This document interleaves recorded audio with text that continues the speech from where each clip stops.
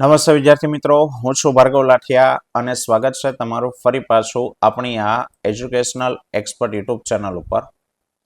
આજે આપણે ધોરણ 10માં વિષય વિજ્ઞાન અને ટેકનોલોજીમાં લિબર્ટી પેપર સેટ 2026માં પ્રશ્નપત્ર 9ની વાત છે તે કરવાની છે. બરાબર, ચાલો તો શરૂઆત કરીએ સેક્શન એ થી કે ભાઈ પહેલું, બોરેક્સ જેવા સોડિયમ સંયોજનની બનાવટમાં નીચેનામાંથી કયા પદાર્થનો ઉપયોગ થાય છે?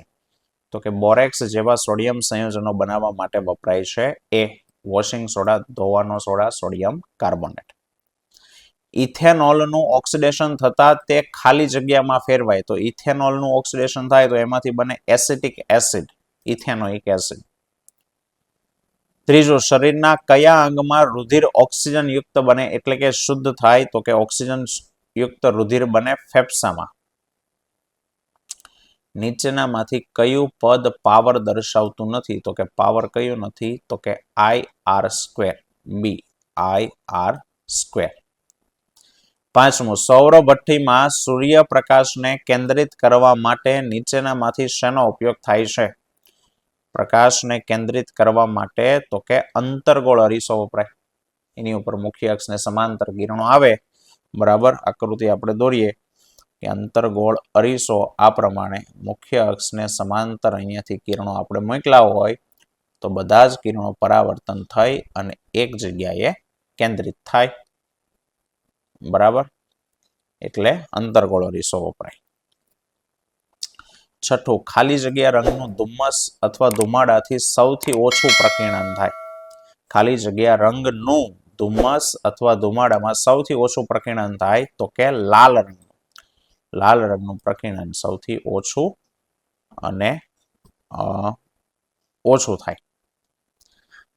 ચલો, ખાલી જગ્યામાં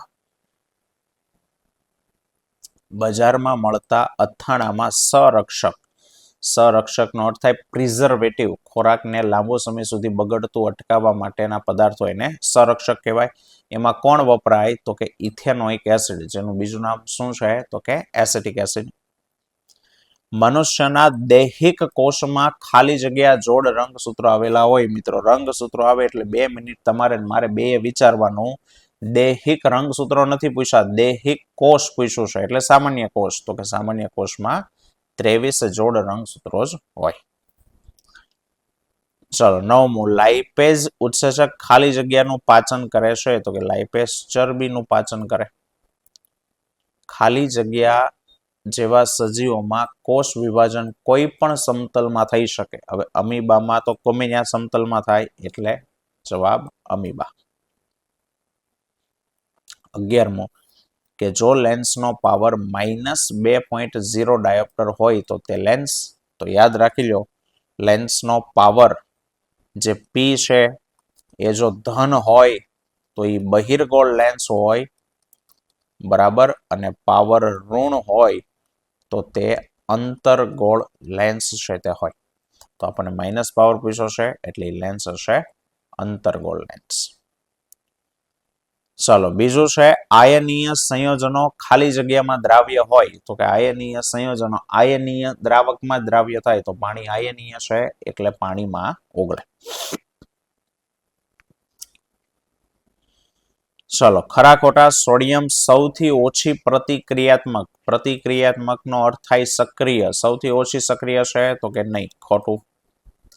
જનીનનો ઉપયોગ વિશિષ્ટ પ્રકારની ચરબીનું સંશ્લેષણ કરવાનો છે તો કે નહીં, એ પણ ખોટું. શું કરે? વિશિષ્ટ પ્રકારનું પ્રોટીન સંશ્લેષણ કરે. 15મો, મેઘધનુષ આકાશમાં હંમેશા સૂર્યની દિશામાં રચાય છે. તો કે એ વિધાન પણ ખોટું છે, હંમેશા સૂર્યની વિરુદ્ધ દિશામાં આવે. 16મો, કોપર ઓક્સાઇડમાં મંદ હાઇડ્રોક્લોરિક એસિડ ઉમેરતા દ્રાવણનો રંગ વાદળી લીલો થાય. તો કે વિધાન ખરું છે.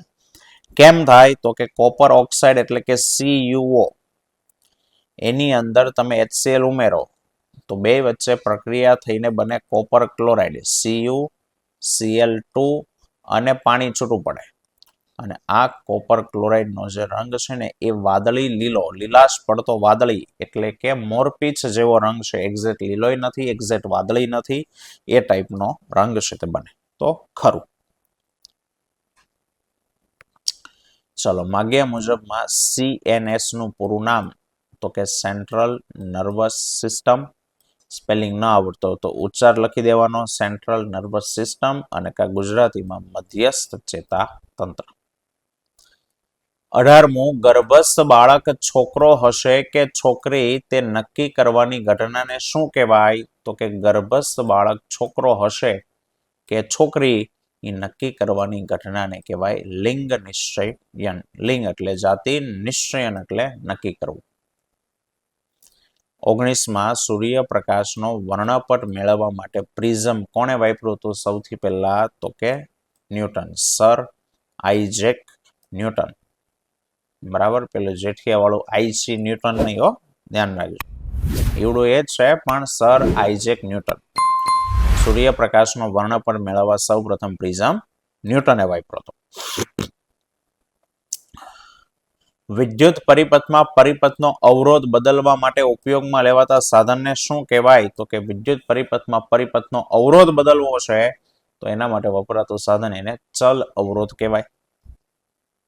વ્યાખ્યા છે વિદ્યુત પરિપથમાં પરિપથનો અવરોધ બદલવા માટે ઉપયોગમાં લેવાતું સાધન એને ચલ અવરોધ કહે છે.